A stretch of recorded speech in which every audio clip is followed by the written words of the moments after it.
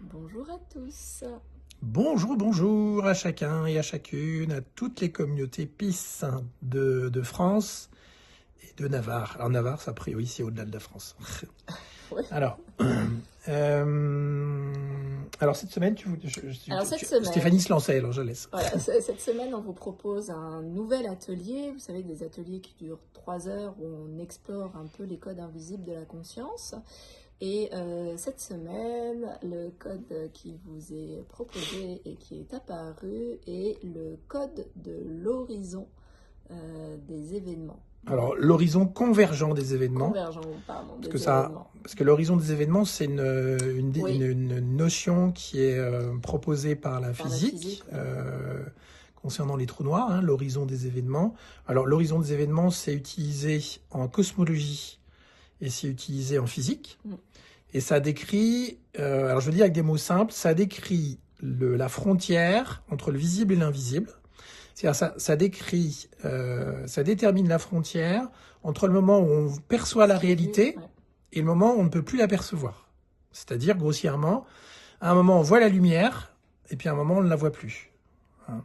C'est-à-dire que c'est une frontière qui finalement nous parle de direction de la vie. Pourquoi ? Parce que à chaque fois qu'on vit une perception, c'est une certaine direction de la vie que l'on perçoit. Hein.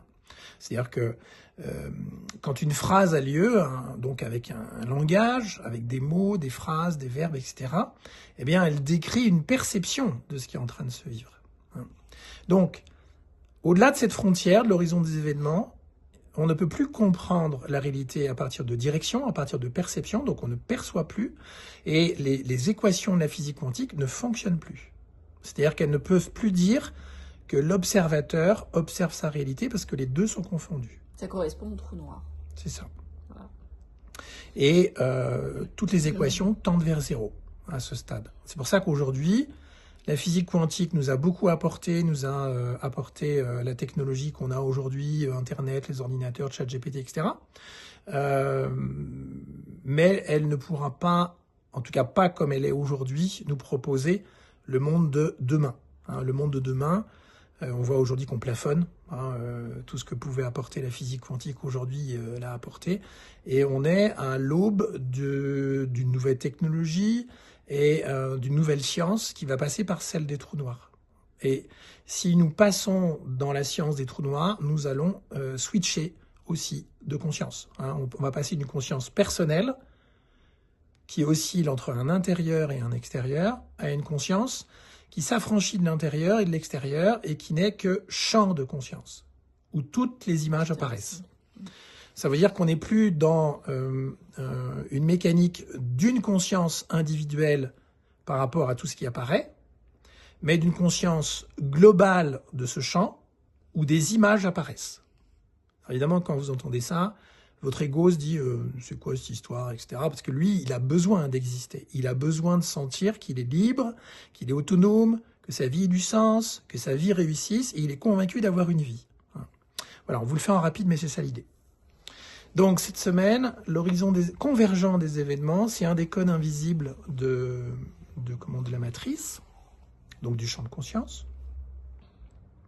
Et ce code invisible, il a une particularité, c'est-à-dire que, en fait, il fait converger toutes les directions de la réalité en un seul point, et qui va se situer dans cette frontière, puisque avant cette frontière, on fonctionne dans l'oscillation, on perçoit des choses, vrai, faux, bien, mal.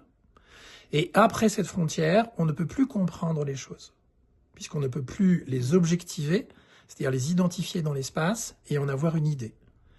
Donc on passe d'une dynamique qui est celle de l'oscillation du corps et du cerveau de la tête à une dynamique qui est plutôt celle de l'enracinement du cœur, une vérité qui est immobile, immuable, ultime, et qu'il n'y a que le cœur qui connaît cette vérité-là. Donc ce n'est pas une vérité compréhensible, mais c'est une vérité que vous êtes. Et si vous le sentez au moment où on vous le dit, la vérité que vous êtes, il n'y a pas d'autre vérité extérieure à cela. Être est la seule vérité. Donc, Pourquoi ce sujet apparaît? Parce qu'on s'est retrouvé la semaine dernière comment j'ai eu une plage sur l'océan Indien, et à un moment l'horizon est apparu. Et on s'est rendu compte que bizarrement, l'horizon était sans cesse présent dans le champ de conscience. L'horizon de la mer notamment. Hein. L'horizon que l'on ne voit pas nous au quotidien, puisqu'en fait on est entouré de maisons, qui est le sol. C'est ce qui détermine le haut et le bas. Hein. On a toujours cet horizon qui est présent partout. Même si vous allez dans l'espace, à un moment vous allez retrouver cet horizon, même si vos pieds, je sais pas, vous sortez d'une capsule et puis vous allez dans l'espace, même si pendant cet instant vos pieds ne sont pas reliés à quelque chose, à un moment ils vont revenir vers cette capsule et vous aurez à nouveau un horizon. Il y aura bien un haut et un bas. Hein. Je vais peut-être vous montrer l'intérieur, l'inverse, un haut et un bas. Voilà. Et là où c'est étonnant, c'est que cet horizon convergent des événements, il va à un moment nous montrer que l'on vit dans une sphère et que cette sphère, elle est sans cesse, en permanence, en train de relier ces points entre eux et faire apparaître un horizon. Et qu'est-ce que crée cet horizon? Eh bien, déjà, si on parle de quelque chose qui est simple dans notre quotidien, c'est pourquoi on a tant cette sensation de sécurité quand on a les pieds au sol et pourquoi on a tant cette sensation d'insécurité lorsqu'on est dans l'eau ou dans les airs, ça peut être pour ou ça, dans les airs et qu'on n'a plus cette sensation d'avoir les pieds au sol. Et là, tout à coup, on va relier ça à la gravité. Comment expliquer la gravité? Donc un des parcours de cet atelier va vous le proposer. Donc sur la convergence de l'horizon des événements. Et ça va faire des liens aussi, donc la gravité, ça va faire des liens aussi avec comment on pourrait dire, le pas ou le chemin des mystiques, qui symboliquement, eux, avancent avec le pas, les yeux fermés. Les pas dans le noir, comme on dit souvent. Hein, le mystique, lui, il ferme les yeux, il a la foi. D'ailleurs, Saint François marchait énormément, Saint François d'Assise. Hein.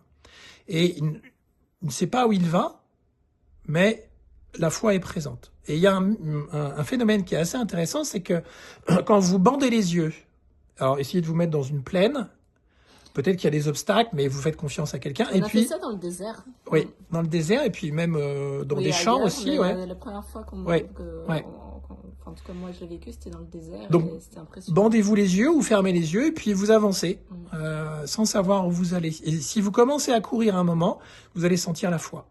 C'est vraiment la foi mystique. Et les enfants le font naturellement, en fait. Les enfants, ils ferment les yeux, ils marchent les yeux fermés. Exactement. Ils marchent à l'envers, les yeux fermés. Donc, vous allez voir qu'à travers cet atelier, vous allez recontacter justement cette foi que l'on perçoit chez les mystiques. Peut-être que c'était la foi qui animait Jésus quand il marchait sur l'eau également. On aura d'ailleurs une partie du parcours où on voit effectivement que quand on n'a plus ce sol qui porte, il y a une terreur des profondeurs, il y a une terreur de l'obscurité, etc. Hein. Vous allez voir que c'est relié. Et puis, on aura une réactivation aussi de notre champ toroïdal. On va avoir aussi des éclaircissements sur le fait que la matière soit plutôt vers le bas et le vide soit plutôt vers le haut. Bah oui, on se pose pas la question, pourquoi ce serait pas l'inverse? Quand vous regardez un film comme Interstellar, à la fin du film, c'est l'inverse. La matière est au-dessus, et puis en dessous, ou en tout cas elle est pliée, on va dire, etc. Donc ça va beaucoup nous aider cette semaine. Je vous cache pas qu'hier, en recevant cette partie, j'ai dû pleurer pendant 1 heure et demie. C'était vraiment profondément émouvant. Je crois que tu l'as fait ce matin aussi, c'était ton cas. Aussi, j'étais très émue. Alors, je saurais pas il y a quelque chose qui se reconnecte. Alors ça, c'est ce code invisible de l'horizon convergent des événements. Ce sera la deuxième partie de l'atelier. Pour la première partie, on va faire un autre parcours. On commence. On va continuer à s'affranchir du temps. Voilà. On continue, sachant qu'on a commencé il y a 15 jours avec le précédent atelier. On va continuer à s'affranchir du temps. Et là, on va passer par, une injonction qu'on a au quotidien qui est « je dois connaître mon avenir ». Hein. J'ai besoin de connaître mon avenir, Oui, hein. besoin. C'est pas pour rien si on va voir des médiums, etc., qu'on a besoin que les autres nous rassurent sur ce qui va se passer, notre environnement nous rassure dans le couple, dans la famille, dans l'argent, dans le corps, dans la santé, etc. Chez nos enfants aussi, on a besoin d'avoir ce sentiment de sécurité sur l'avenir. On va passer là-dedans et on va à nouveau être face au temps, mais avec un point d'entrée qui est différent de la fois dernière où on a cheminé à partir de la mémoire, qui est une illusion, même si c'est difficile à entendre. Et là, on va partir de ce point d'entrée-là, et le chemin va être très différent, et en même temps, même si ce chemin est différent, il va nous faire passer dans cette dimension du temps qui est une illusion, cette fois-ci, mais de manière réelle, pas conceptuelle, et à partir de ce langage qui est incontestable, qui ne souffre aucune contestation au niveau de son chemin, eh bien, nous allons être en contact avec l'affranchissement du personnage. Pourquoi ? Parce qu'on s'est rendu compte, petit à petit, qu'en fait, la dimension du temps était la dimension majeure qui permet de s'affranchir du personnage et de l'ego. C'est la plus déstabilisante quand on traverse son rêve et son illusion, pardon.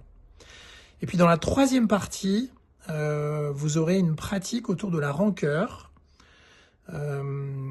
Et cette pratique autour de la rancœur, elle passera par les derniers mantras en cours qui vous seront proposés.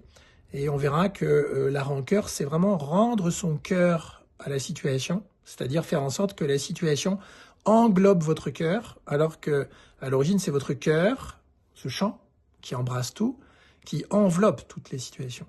Hein. Et le fait que, justement, on rende notre cœur à la situation et que ce cœur soit emprisonné dans la situation, eh bien, c'est ça qui crée le besoin surtout de continuer à avoir raison dans la situation actuelle. C'est le dernier morceau avant de lâcher, comme diraient certains, lâcher prise face aux événements, hein, la rancœur. Voilà. Donc on passera là-dedans avec les derniers mantras. Donc c'est un atelier qui est très dense. Donc l'atelier, c'est jeudi 19 février de 13h15. Oui, 13h15. 13h15, 16h15. 3 heures d'atelier ensemble, toujours disponible en replay évidemment. Et puis si vous pouvez participer uniquement à une partie en direct avec nous, le reste vous pouvez le regarder en replay. Toutes les capsules seront présentes dès le lendemain. Voilà. Bon, on vous embrasse. On vous embrasse, à et jeudi. puis on vous dit à jeudi.